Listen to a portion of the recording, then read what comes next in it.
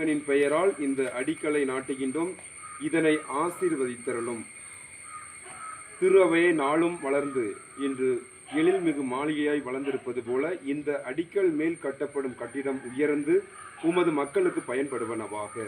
சிறப்பாக இந்த கட்டிடத்தை தொடங்க இருக்கும் இந்த குடும்பத்தாரை ஆசீர்வதித்தரும். அவர்களுக்கு தேவையான பொருளாதார உதவி, பொருள் உதவி, இந்த கட்டிடத்தை கட்டி முடிப்பதற்கு பயணிக்க இருக்கின்ற ஒவ்வொரு பணியாளர்களையும் நல் பாதுகாப்போடும் இந்த குடும்பத்திற்கு இந்த இல்லத்தின் வழியாக இந்த நாட்களிலே மகிழ்ச்சியும் சந்தோஷத்தையும் தொடர்ந்து கொடுத்தரலும். கட்டிடத்துக்கு தேவையான எல்லாவித உதவியும் சிறப்பாக உம்முடைய உடனிருப்பின் வழியாக பாதுகாப்போடு வழி நடத்தியறலும்.